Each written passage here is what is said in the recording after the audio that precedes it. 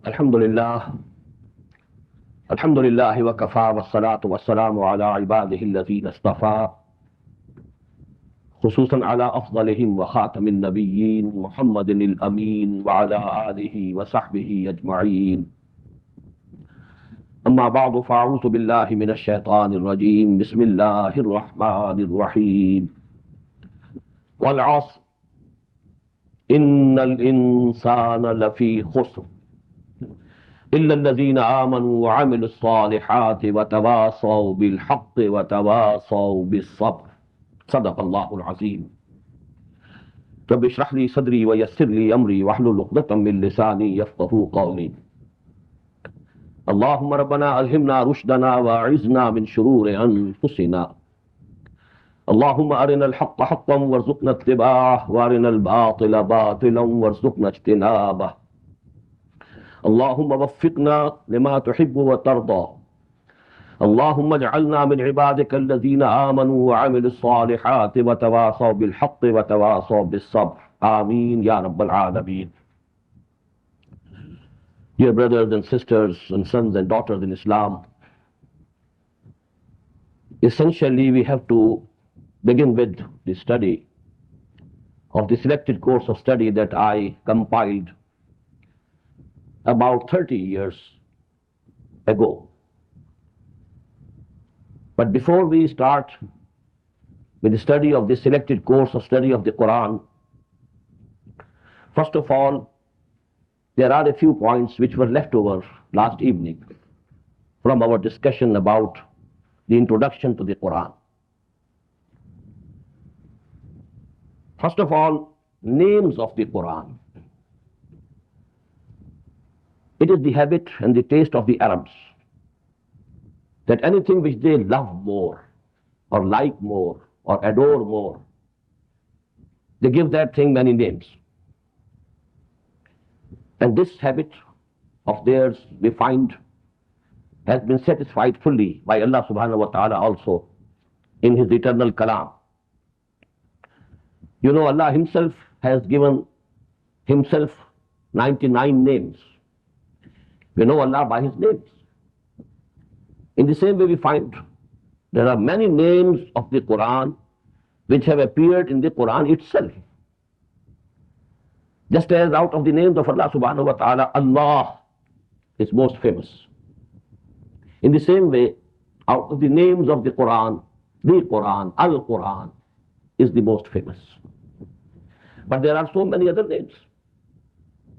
Al-Qur'an, Al-Furqan, Al-Kitab, Al-Zikr, Al-Nur, Al-Huda, and so on.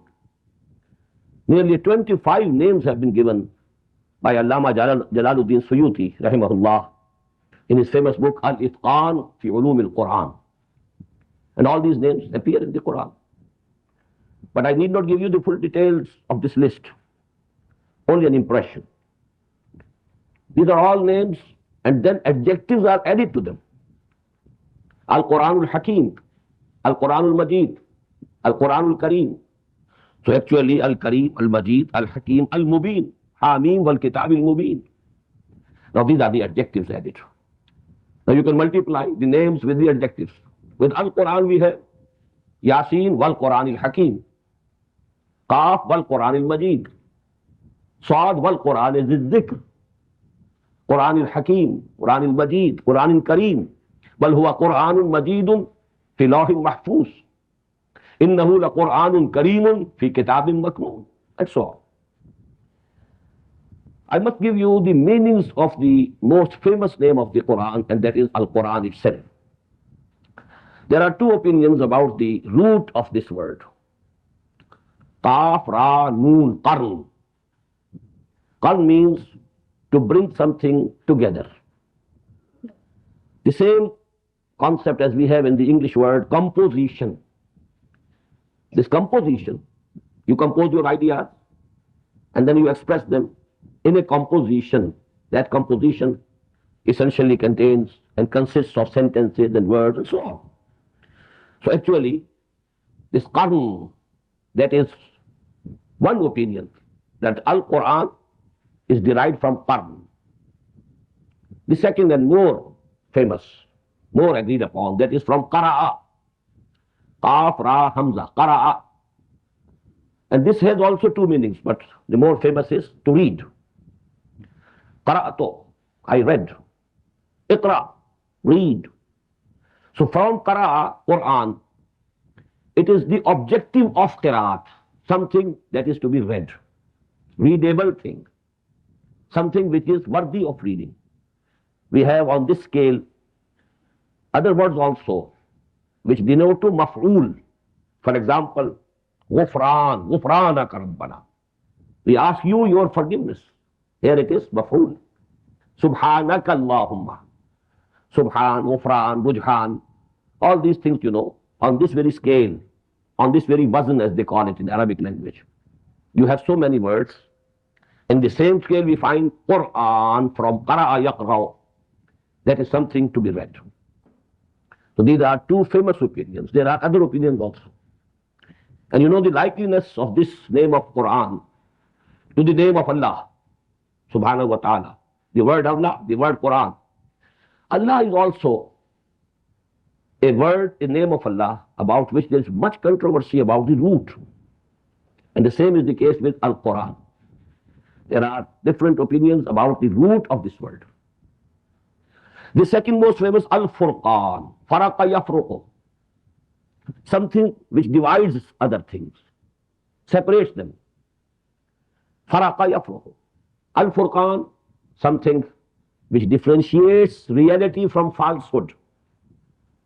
Haq min al-batil. What is false, what is real. Differentiation is to be made by Quran. So Al-Furqan. Then Az-Zikr, I told you last evening. Remembrance, reminding. Because the basic philosophy of the Quran is that the cognition of Allah, ma'rifah, and love of Allah, both these are inherent in human souls. Every human being knows Allah, loves Allah. This is inherent in his soul, in his spirit. Because this spirit came from Allah. يَسَأَلُونَكَ عَنِ الرُّوحِ قُلِ الرُّوحُ مِنْ أَمْرِ رَبِّهِ. The only difficulty is that we are so much engrossed in this world, so much busy, occupied, that we never look to our hearts. We never try to hear the testimony of our souls emerging from the depths of our souls and hearts. What Quran does, it actually exhorts us and makes it easy for us to remember, to be mindful of what is there in your very nature. So that is the meaning of zikr. This is az-zikr, the remembrance or the reminding. Then al-kitab. The more common understanding of this word is something which has been written. Kataba yaktubu, to write. Al-kitab, written thing. But actually, we should discuss it later, inshallah, during this study of our selected course of the Quran. That kitab in Quran means law. Because wherever there is a legal injunction of the Quran, the word has been used kutiba. Kutiba alaykum as-siyam. Kutiba alaykum al-qital. Inna salata kanat ala al-mu'minina kitaban mawquta. So whatsoever has been written, it is as if it has been decided finally. That's all. No more argument, no more discussion. Kutiba. And this is for something which has made obligatory first. So actually, kitab means law, sharia. So this book contains law, sharia.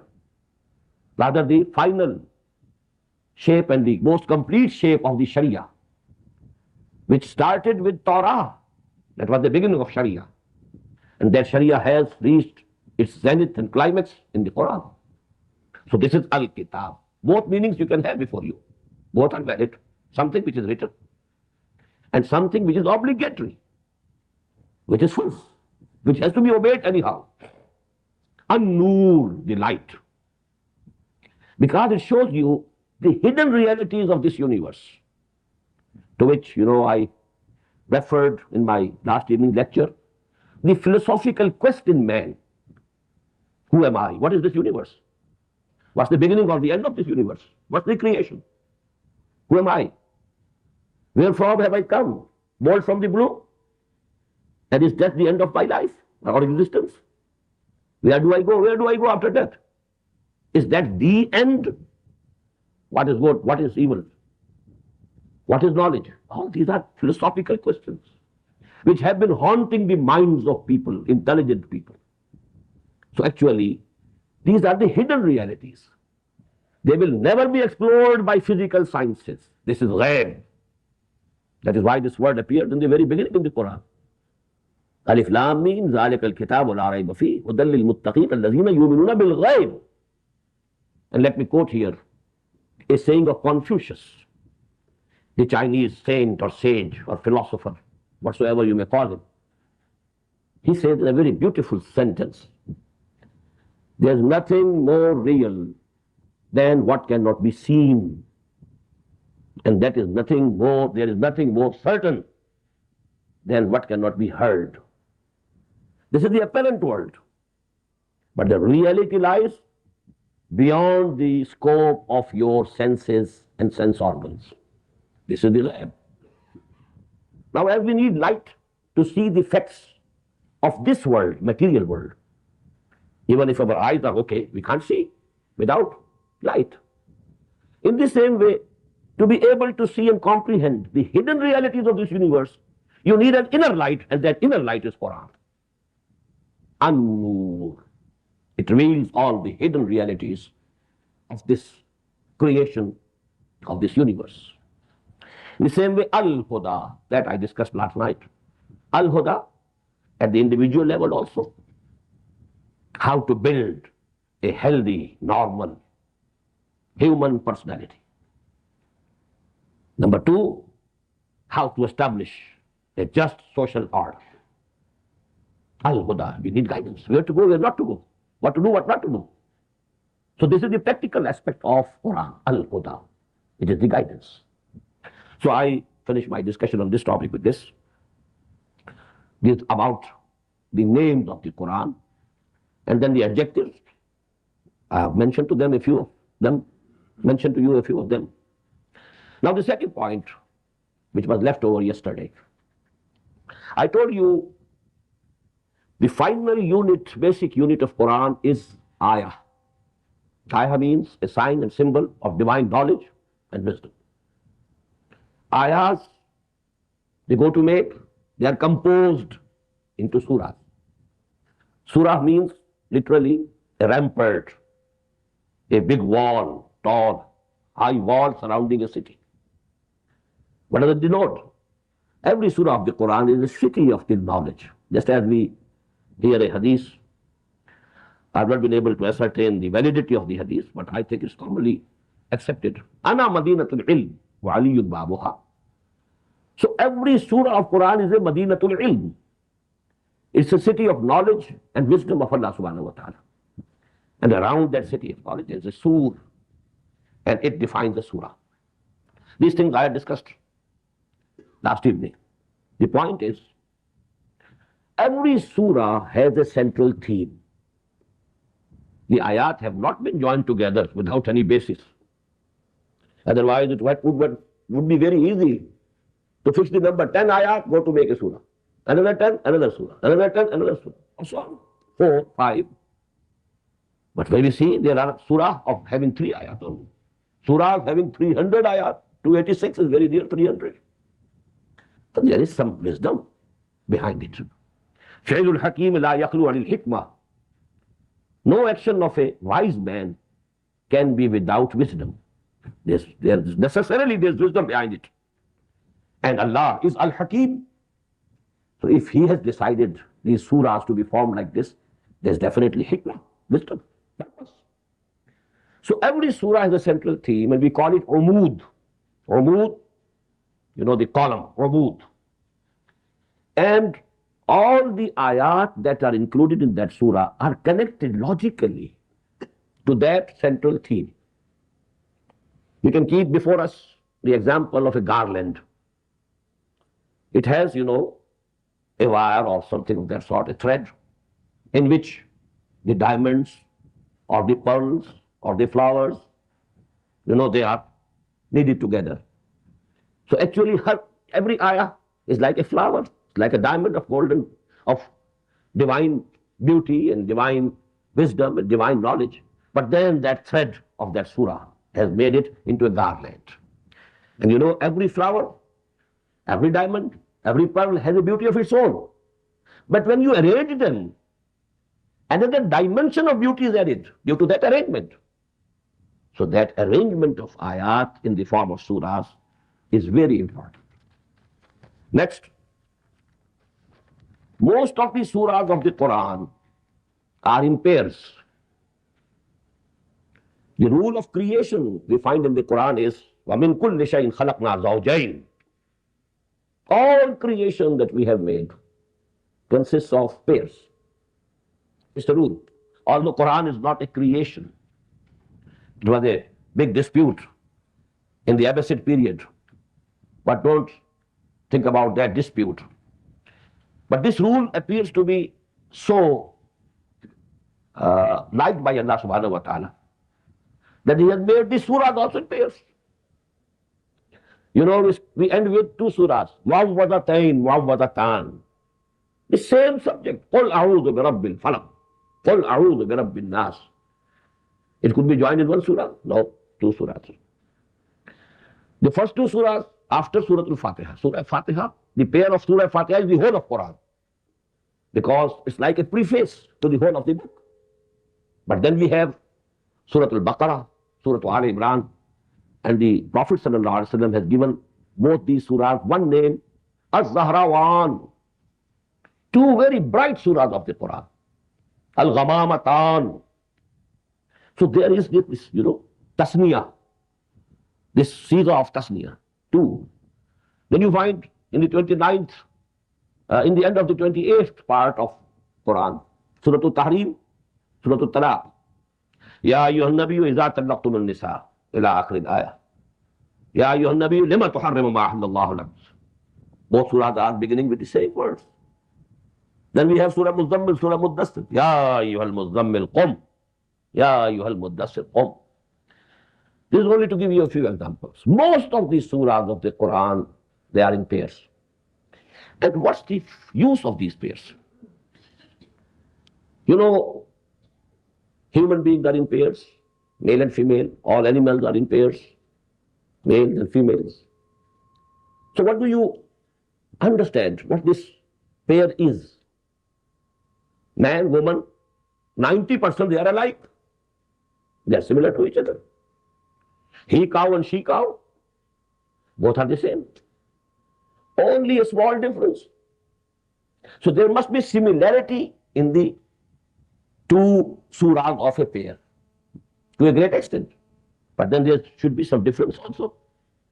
But this difference has to be complementary. Complementary. They must join together for some purpose. Why this male and female? For progeny, for procreation.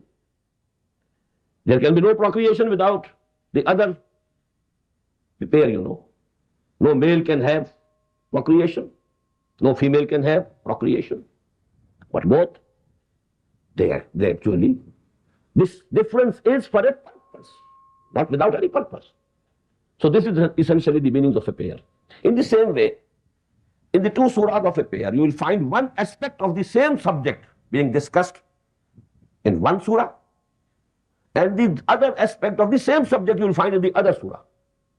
Just as you call two aspects of a picture, two sides of a picture, two sides of a leaf. They go to make a page. So in the same way, these surahs, they are in pairs. There are very few surahs which are individual, alone, without any pair. Most of the surahs in pairs. Then now these surahs, I told you, they go to make groups. These groups, as we have discussed last evening, there are 7 groups. Small and big. Just as the ayat are small and big, just as the ahzab are small and big, just as the surahs are small as well as big, in the same way the groups are small or big. But every group again consists of a pair. As I told you, one or more surahs from the Makki Quran, and then one or more surahs from the Madani Quran. Again a pair.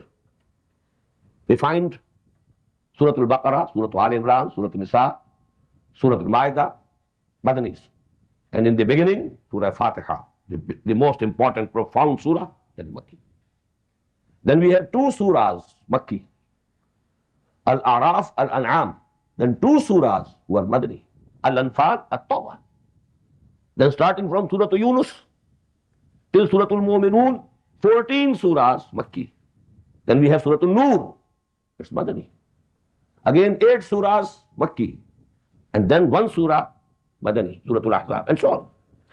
So here also you will find that every group has a central theme or umud.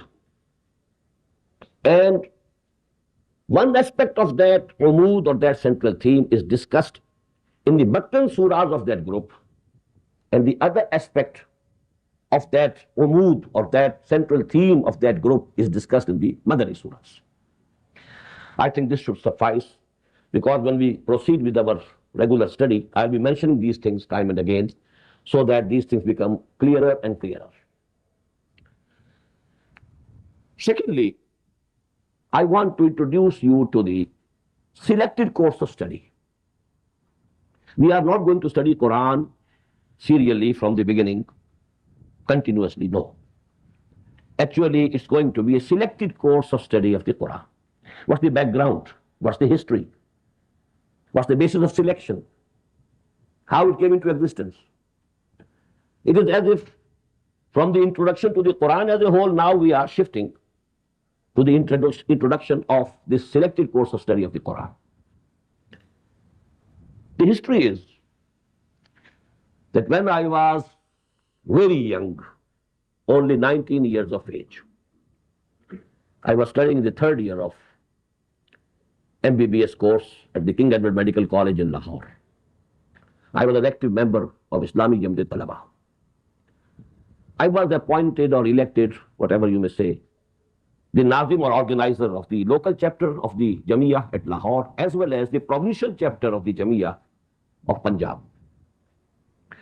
In December 1951, I organized a camp, training camp for the members of the Jamiyah. We, just as some of the brothers are staying here together, it reminds me of those days, of my early youth.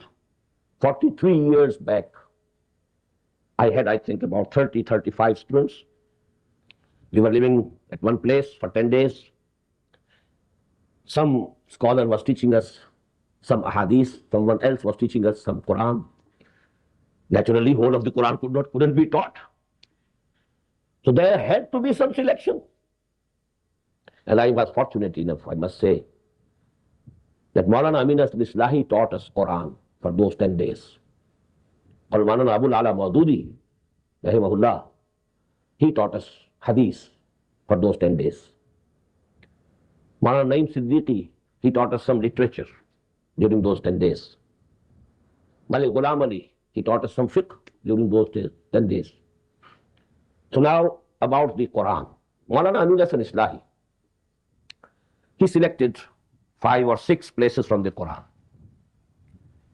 For example, to give you a glimpse of what a mu'min should be, what should be the foundations of the character of a mu'min, he selected 2 parts. The first 11 ayat of Surah Al-Mu'minun and similar ayat from Surah Al-Ma'arij. Then what is the basis of a Muslim family? He taught us Surah Al-Tahrim. Then what are the basic principles of the organization of the Ummah?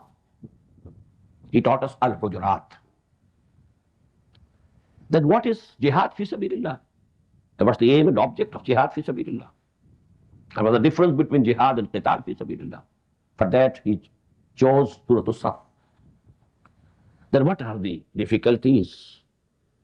And that's in this way, when you want to establish the Deen of Allah, لِيُظْهِرَهُ عَلَى الدِّينِ كُلِّهِ, and how you are required to be steadfast, to show forbearance. For that he selected Surah Al-Ankabut. So these were the places of the Quran which he taught us. Again, in the summer vacation of 1952, I organized another camp, and a bigger one. I was lucky to be the organizer of both the camps. Then I again listened to the dars of Maulana Amir Nasr Islahi on these places. So that is actually the beginning of this concept of a selected course of study. Later on, I built it. I filled the gaps in between. I gave it a firm basis. That basis is Surah Al-Asr, the starting point. And in about 15 years' time, I finished this work of composing or editing the selected course of study of the Quran.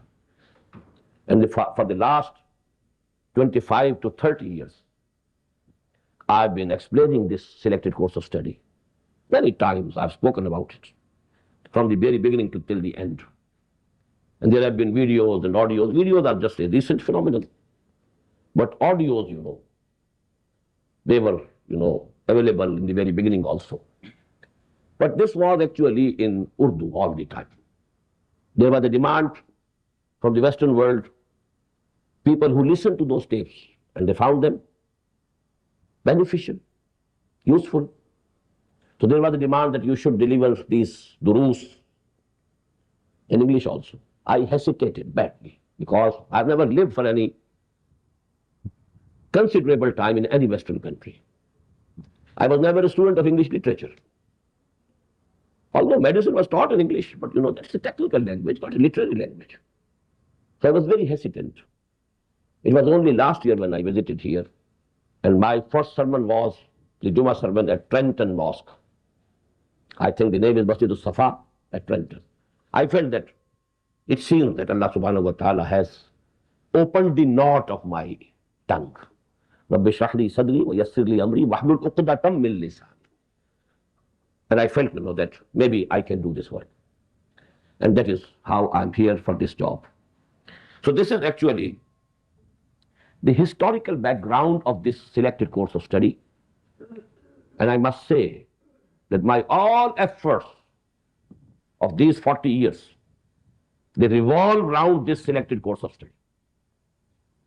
From my lessons and rules of the selected course of study came up the organization Anjuman Khuddam al-Quran, the Society of the Servants of the Quran at Lahore, and then its branches grew. Then on that very basis, because it gives us the idea of the basic duties of a Muslim, then I had to found Tanzeem Islamic. Those people who are ready to do their lot, their bit, who are ready to fulfill their obligations towards Islam, they must join together. La Islama illa bi Jama'ah. So that Jama'ah was Tanzeem Islamic and is Tanzeem Islamic.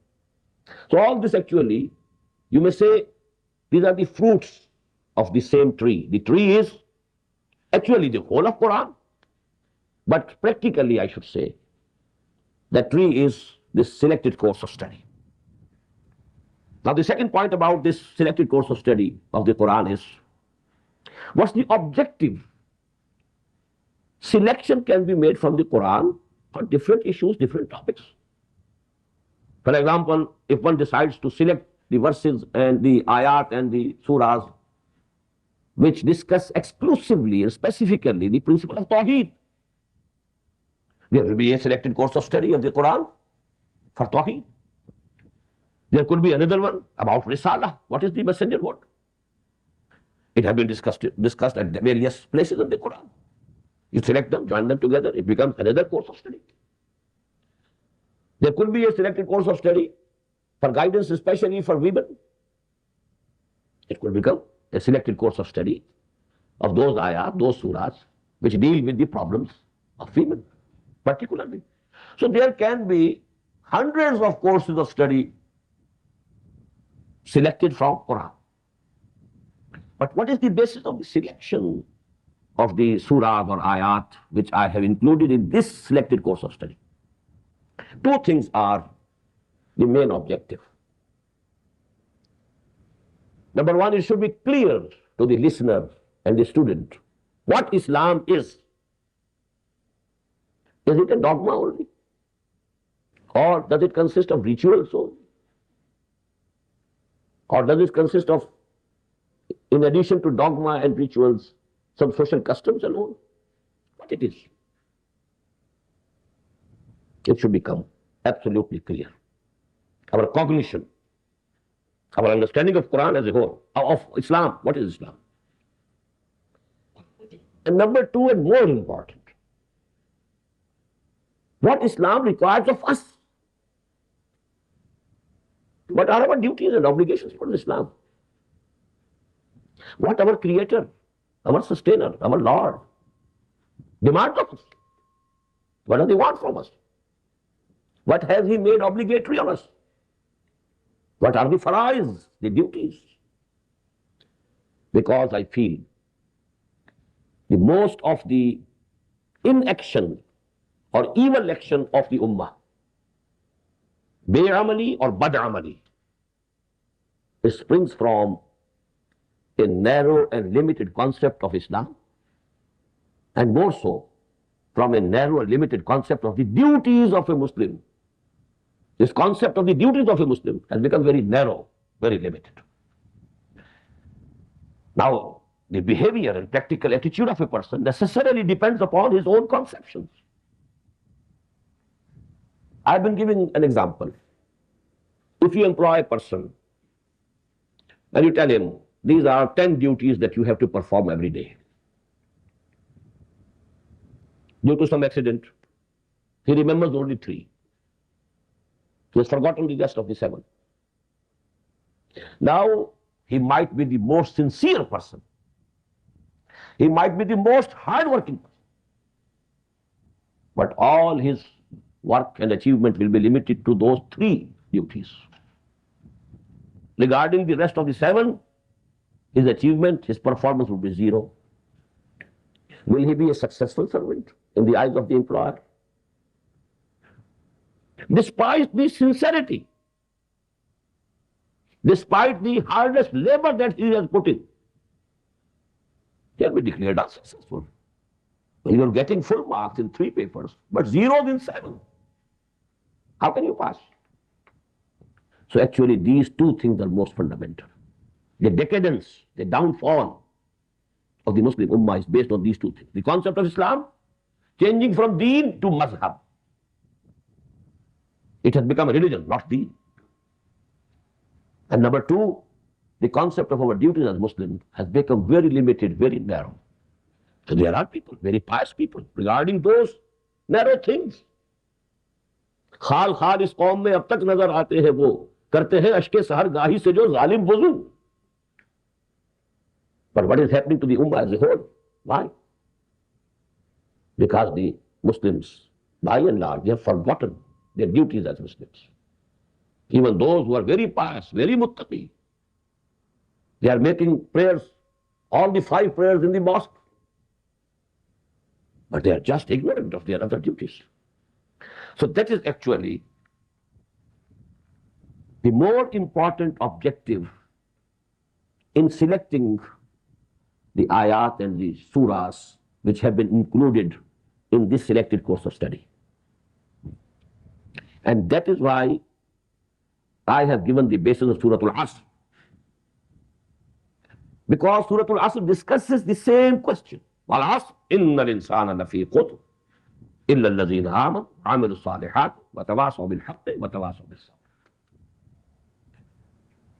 Here 4 prerequisites, preconditions have been mentioned by Allah subhanahu wa ta'ala for salvation. You cannot hope salvation without fulfilling 4 conditions.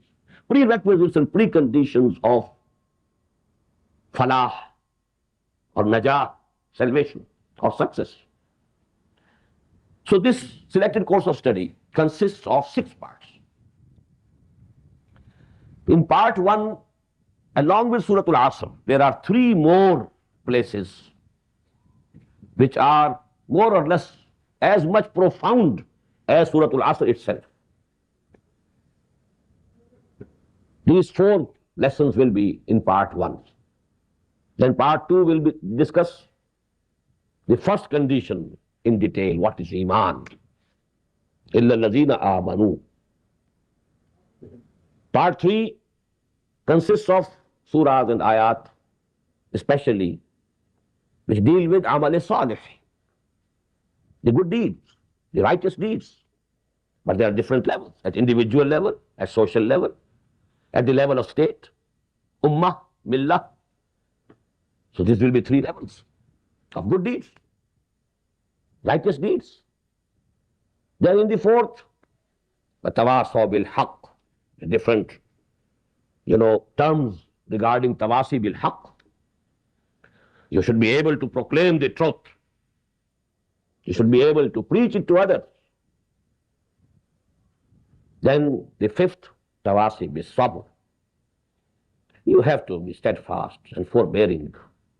You will have to pass through tribulations and tests, because it's easy to tell the truth, but truth is always bitter.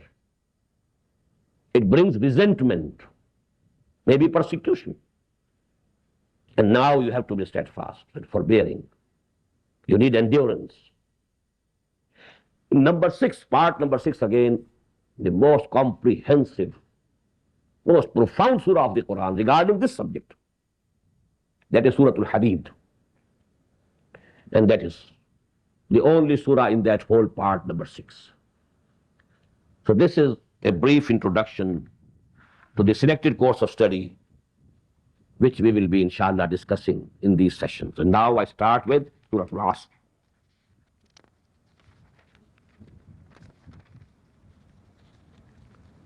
أعوذ بالله من الشيطان الرجيم بسم الله الرحمن الرحيم والعصر إن الإنسان لفي خسر إلا الذين آمنوا وعملوا الصالحات وتواصوا بالحق وتواصوا بالصبر صدق الله العظيم. First of all, I want to give you the translations given by 4 authors. First of all, how has Muhammad Marmaduke Pickthall translated this surah? By the declining day. Wal-Asr, he translates into by the declining day. Inna al-insana lafi khusr. Lo, man is in a state of loss.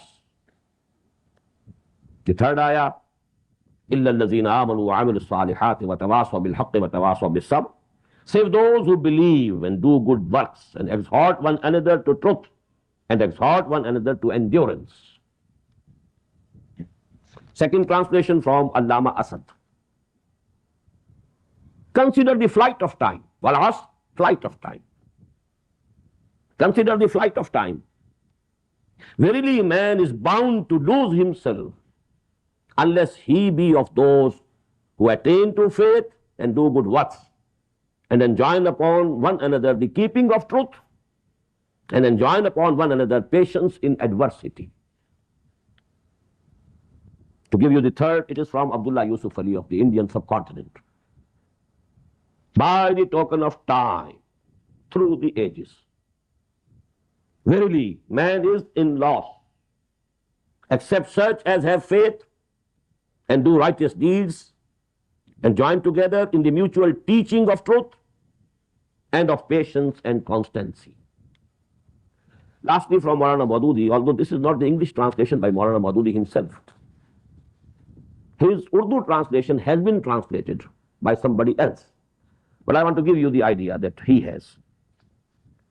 By the time, man is surely in great loss, except those who believed and did good works and exhorted one another to the truth and exhorted one another to patience. These are the 4 translations. There's very little difference. We will be discussing these things later, but I wanted to give you the translations from both these 4 authors. Now, I propose to discuss this Surah Al-Asr only at the level of tazakkur, not tadabbur. I mentioned these 2 words last evening. Tazakkur, to get the real lesson of something. We used to read stories in our early childhood, and then in the end, what's the lesson of the story? Story was, for example, 1 page long, but the lesson was 1 sentence. So the lesson or the essence of the surah, and I told you, gave you the example, that just as if the oil is spilled in the sea, you have a layer of oil on the surface. The water is very deep, maybe miles deep, but the oil is on the surface. So the composition of Quran is such that its lesson or essence is on the top, which can be had very easily, which can be approached, understood very easily. That's why I quoted the ayah that has been repeated 4 times in Surah Al-Qamar. وَلَقَدْ يَسَّرْنَا الْقُرْآنَ لِلذِّكْرِ فَهَلْ مِن مُدَّكِرٍ. We have made this Quran very easy for tazakkur. So is there anybody who wants to have the tazakkur? It's very challenging style of Allah subhanahu wa ta'ala. You can't say to us that, oh Allah, you sent a book which was very difficult. I couldn't understand it. You can't say. We have made it very easy. وَلَقَدْ يَسَّرْنَا الْقُرْآنَ لِلذِّكْرِ فَهَلْ مِن مُدَّكِرٍ. Only if you have the intention or the niyyah, you will find it the most plain and simple, self-explanatory book. The essence of the lesson would be at the top. Get it? Just as you pluck a flower from the plant. It's so easy. Although you know this flower is attached to the whole plant. It couldn't be there without the whole plant. But you can get the flower. So tazakkur actually, I'll be discussing it only at the level of tazakkur, not tadabbur. Why? Number 1. The whole selected course of this study is actually the tadabbur of Surah Al-Asr.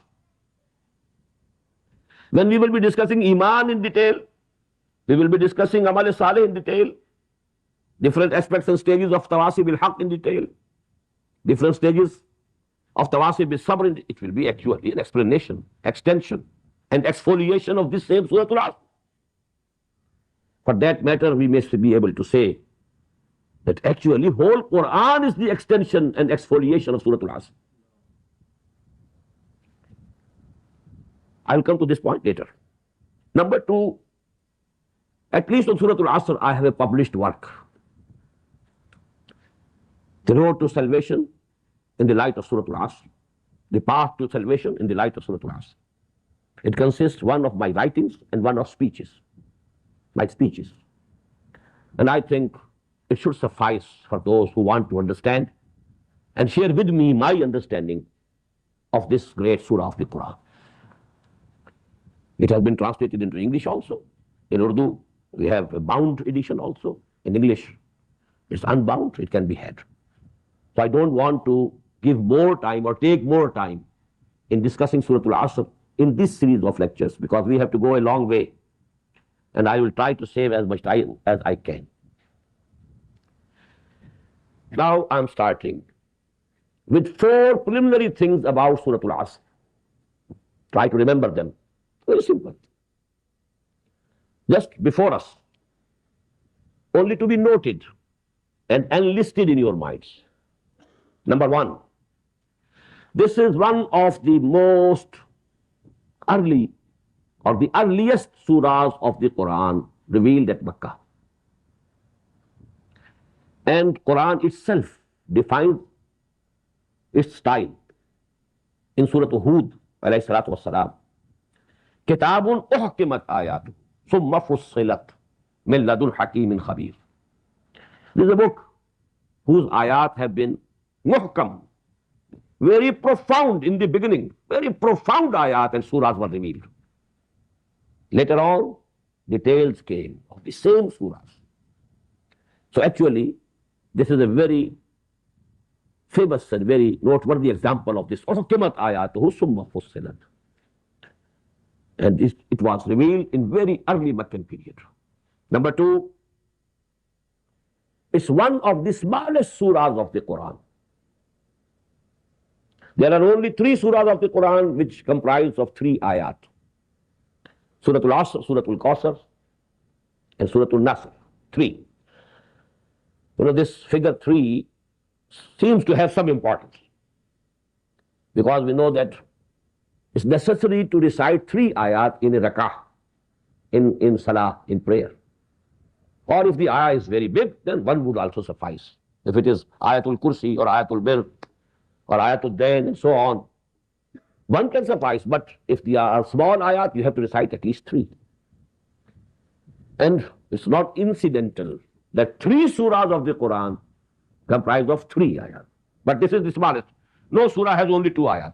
And there can be no surah of one ayah. Then there will be no difference between the surah and the ayah. But actually composition means when you have composed a few sentences. Surah will mean when a few ayat are joined together to make a surah. And the least number is 2, 3, which we find in the Quran. So this is one of the smallest surahs of the Quran. This is one of the earliest surahs of the Quran. But now note the difference in words. This is the most profound and comprehensive surah of the Quran. Here I have not used the word one of the most profound. No. The most profound and the most comprehensive surah of the Quran. I am absolutely emphatic on this point. And this emphasis that I am putting on this point is not without any basis. Let me quote here about the practice of the Sahaba Kiram, Ridwanullahi ta'ala alayhim ajma'in. There is a tradition given by Tabarani in his Awsat. Imam Tabarani, he edited 3 books of ahadith: Kabir, Awsat, Saghir. But in the Awsat, he has included this riwayah. And it has been included by Imam Bayhaqi in his famous book, Shu'ab al-Iman. Very important tradition of the companions of the Prophet sallallahu alaihi wasallam. The wordings are, كان الرجلان من أصحاب النبي صلى الله عليه وسلم إذا التقيا لم يتفرقا حتى يقرأ أحدهما على الآخر سورة العصر ثم يسلم أحدهما على الآخر. When 2 persons from among the companions of the Prophet used to meet with each other, they never departed from each other unless they had recited one to the other and the other to the first, Surah Al-Asr. This practice of the Sahaba couldn't be without any reason. I will discuss it later. What's the need? What's the necessity to recite this surah? So common. Although we may think, and we do think, Surah Al-Ikhlas is much high, much more exalted. Surah Al-Fatiha is at a very high level. Quran, Asasul Quran. But the practice of the Sahaba, of the companions, is regarding Surah Al-Asr. There's a basis, there's a reason. I will discuss later. But to give you the glimpse, from the practice of the companions, that is in itself an argument. They were the companions of Muhammad sallallahu alaihi wasallam. كان الرجلان من أصحاب النبي صلى الله عليه وسلم إذا التقيا لم يتفرقا حتى يقرأ أحدهما على الآخر سورة العصر ثم يسلم أحدهما على الآخر. Then they used to salute each other, say Salaam alaikum, and then depart. Secondly, let me give you 2 sayings of Al-Imam Al-Shafi'i rahimahullah. One saying has been reported by Hafiz ibn Kathir rahimahullah, the famous Mufassir. According to Hafiz ibn Kathir, Imam Shafi'i rahimahullah has said, لَوْ تَدَبَّرَ النَّاسُ هَذِهِ السُّورَةَ لَوَسِعَتْهُمْ. If people ponder over only this one surah of the Quran, it will suffice for their guidance. And according to another saying, it has been reported by Mufti Muhammad Abduhu of Egypt in his exegesis of the last part of the Quran. And the saying that he reported is, لَوْ لَمْ يُنَزَّلْ مِنَ الْقُرْآنِ سِوَاهَا لَكَفَتِ النَّاسِ. Even if nothing else was revealed in the Quran except this Surah Al-Asr, only this surah would have been sufficient for the total guidance to humanity. Now just note, these are not the sayings of some ordinary person. Al-Imam Shafi'i, although the Hanafis do think, and I also do think, that regards the legal understanding of the Deen, legal and constitutional aspects of Deen, Imam Abu Hanifa stands at a much higher level than Imam Shafi'i. But the principles of jurisprudence of the Quran, he is the beginner of this great science in Islam. And he is definitely at least number 2 Imam among the four Imams that are accepted by all Ahlul Sunnah. That is his stature. And he has said these two things. لو لم ينزل من القرآن سواها لكفت الناس لو تدبر الناس هذه السورة لوسعتهم. May Allah give us the correct understanding of this surah.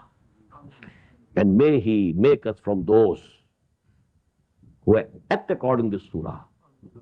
اللهم ربنا اجعلنا من عبادك الذين آمنوا وعملوا الصالحات وتواصوا بالحق وتواصوا بالصبر. آمين يا رب العالمين.